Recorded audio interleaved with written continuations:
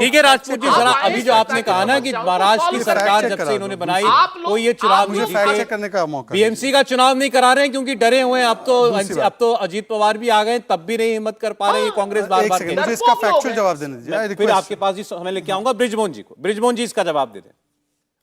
देखिए, सुरेंद्र भाई ने जो बात बोली है ये बात बिल्कुल ठीक है, लेकिन ये आज से 4 महीने पहले का दृश्य था।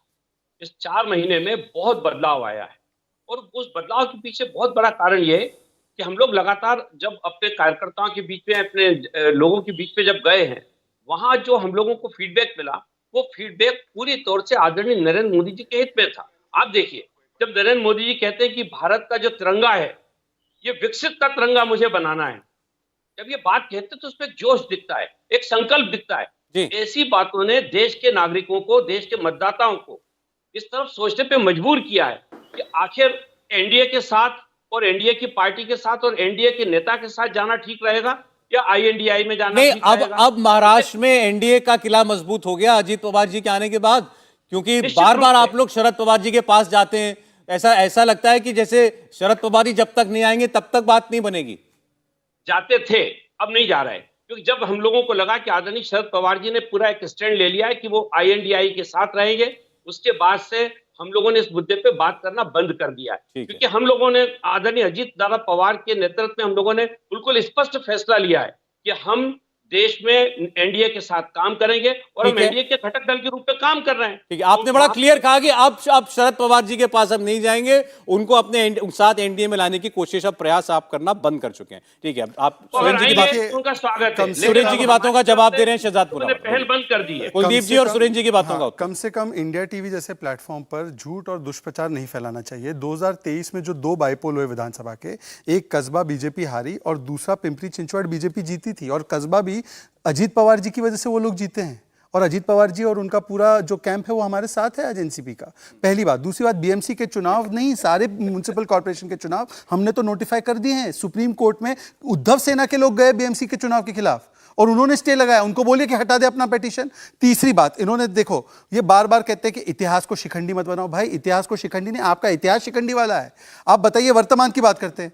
आपने कहा कि चीन ने अतिक्रमण किया है, ये राहुल गांधी का लेटेस्ट स्टेटमेंट है कि पैंगोंग त्सो के पास जाकर उन्होंने कहा कि अतिक्रमण किया है, कहीं गांवों में जहां पर ग्रेजिंग चलती थी वहां पर नहीं चल रही ग्रेजिंग। सुरेंद्र जी एक नाम बता दीजिए उस गांव का। प्रेजेंट की बात करते हैं आप, मुझे गांव का, इधर उधर मत जाइएगा। अब यहां पर उधर डेप्सैंग, ये वो पेट्रोलिंग पॉइंट, उसको छोड़ दीजिए। गांव कौन से जहां पर ग्रेजिंग अब नहीं चल रही है, कौन से गांव थे वो पैंगोंग त्सो लेक के किनारे, उसका नाम स्पेसिफिकली बता दो। मैं तो 10 दिन से पूछा हूं, कांग्रेस को बताते नहीं है। अब अभी जवाब चाहते हैं अभी? अब लास्ट 10 सेकंड। अहंकार उसको बोलते हैं सुरेंद्र राजपूत जी, मैं आपसे छोटा हूं, जो इंडिया इज इंदिरा कहते हैं और अब यूपीए को इंडिया बोलने लगे। यह अहंकार होता है कि हम लोग जो है जनता को राक्षस कहेंगे परंतु हम ही सत्ता में आएंगे। और आप 400 रुपए का सिलेंडर था ना, ये मेरी बात तो छोड़ दीजिए, ये आपकी मंत्री। आप क्या कहना चाह रहे हैं कि आप इतने गरीब हैं कि आप 900 रुपये नहीं दे सकते सिलेंडर के लिए? रेणुका चौधरी जी खुद मान रही थी 900 रुपए का था। मान्यवर, आपने 1240 ले गए सिलेंडर के भाव को, वो 1100 था, आज 200 रुपए 33 करोड़ उपभोक्ताओं को और 400 रुपया उज्ज्वला योजना के उपभोक्ताओं को डिस्काउंट मिल रहा है, ये बोनांजा मिल रहा है, ये है जी। ठीक, बृजमोहन जी कुछ कह रहे हैं तो बहुत शॉर्ट में बोलिएगा, फिर राजपूत जी का जवाब लूंगा। छोटी सी बात कहना चाह रहा था। ये जो रसोई गैस की कीमतें कम हुई हैं, ये देश के लोगों की जरूरत को देखते हुए कम हुई है, लेकिन जो आईएनडीआई है वो इसको वोट की राजनीति से देख रहा है। हमारे लिए वोट की राजनीति नहीं है, ये हमारी सरकार के और हमारी एनडीए सरकार की जिम्मेदारी को हमने पूरा किया है। ये फर्क है सोच का। नहीं तो आप लोग वोट की नजर से नहीं देख रहे हैं अभी 3 महीने में 5 राज्यों में चुनाव होने जा रहे हैं। ये बिल्कुल वोट की निगाह से नहीं है, ये पूरी तौर से जिम्मेदार सरकार का कर्तव्य है कि जब उन्होंने महसूस किया कैसा होना चाहिए उसको किया है, लेकिन ये इसमें वोट की राजनीति डाल रहे हैं।